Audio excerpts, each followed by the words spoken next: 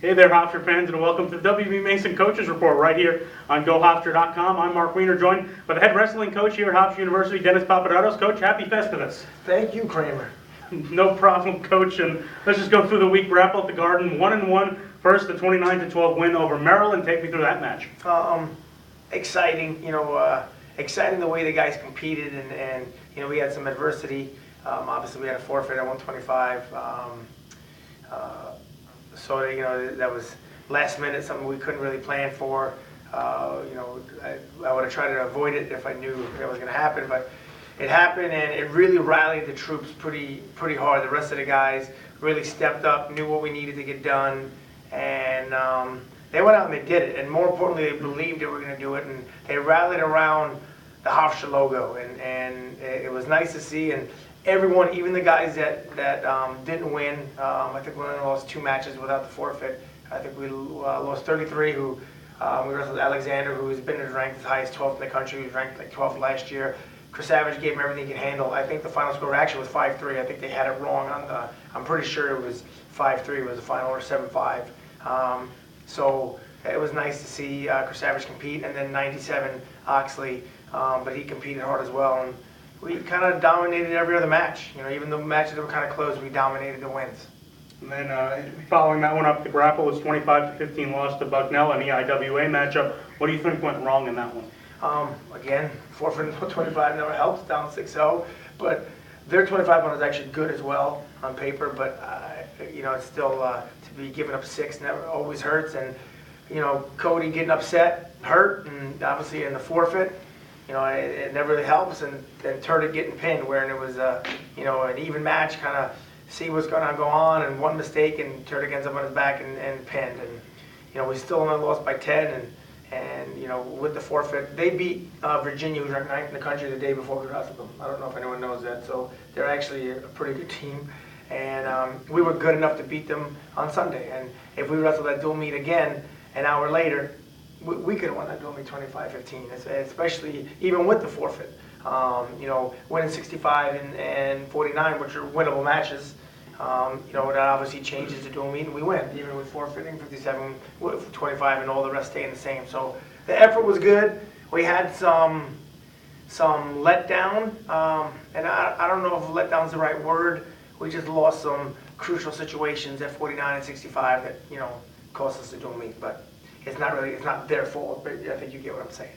Jamel Hudson goes 2-0, so that's a positive for you. Yes. What did you see in his performance? He get back points, and he pinned people. I mean, he beat Shaheen Brown from Maryland, who's a returning national qualifier, who they went 1-1 against each other in high school, so they have history, and we dominated them, worse than that score says. And then against the Bucknell kid, everyone says, Jamel's only good on his feet, and he turned the kid and pinned him, and it was nice. It was nice to see. So it's good to have him back. It's good to have him healthy. And like I keep saying, when Jamel's firing on all cylinders, not many people have the same type of engine to match him. So. And arguably your best wrestler, Cody Rogerello, he goes 1-1, gets upset in the second matchup. What do you think happened there?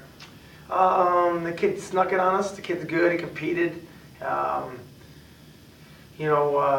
He snuck it on us. But at the same time, that kid beat a Davidson opponent right before he wrestled us, who's been ranked top 20. He beat him 13-0. And I believe he beat the Virginia kid the day before. I can't remember if he beat him or lost close to Gus Saka, who's ranked top 8. So he actually put together an unbelievable weekend for himself, where he'll be ranked probably top 15 coming up in the next ranking. And I still think we're better than him. I still think I'm not concerned about wrestling him again. But it was a little bit of a style conflict, and they snuck us a little bit.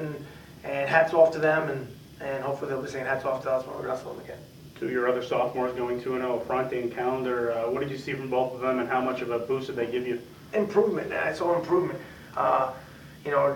Frank's been dealing with how he feels, how confident he is, and that helped him this week in 2 Division I wins and 2 important ones that we needed for the dual meet, and he pulled them out in adverse situations. So that's good. And Jelani wrestled well. It's a process, and the process is coming along, and those guys are starting to reap some dividends. And when you start reaping dividends, it builds up your confidence, so they're more ready to get going, from this point on. So I was happy with their results and their effort and their productivity. Next up for you, the Lock Haven Invitational on the 29th. What kind of competition do you see there? I'm not even too sure all the teams are there.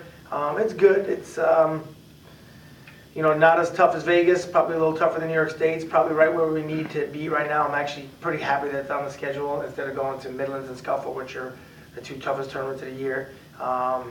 It's a good judgment. We got a little bit of time off, and obviously we see Lock Haven, who we barely beat, who's going to be there, and a few other. Every weight will have a few good individuals and a bunch of Division I matches. So it definitely be good coming into the new year with that tournament, and we expect and are capable of coming on with the hardware with the first place trophy in the tournament. That's the plan. Finally, Coach, your key to getting that first place trophy. So like I keep saying, consistency in the productivity and the effort and what we do. And the greatest example is, we smacked down about 5 or 6 cradles this weekend, maybe even more. 3 of them ended up in pins. And we talk about it every day. We do it every single day. A lot of those guys never cradle, and they never did it before. And they keep questioning why we keep doing the same things over and over. I call it our everyday drills, or we go after it. We do the same things. It's muscle memory. Jelani Calendar hit that cradle. He'll be the first one to tell you that he didn't even know how he got in it. But we do it every day in practice. Became muscle memory. He was wrestling. Boom, he was in a cradle. He's like, oh, let me pin this kid. So the sticking in the process is paying dividends. So it got the guys believing more. So now they'll pay the process harder, and it'll make some more dividends. So consistency and the effort, and keep doing what we're doing, and we'll be just fine. Head Coach Dennis Papadatos, have a Merry Christmas. You too. Happy Hanukkah, Happy Festivus, and whatever else is going on. This has been the WB Mason Coaches Report. Tune in each and every week right here on GoHofstra.com.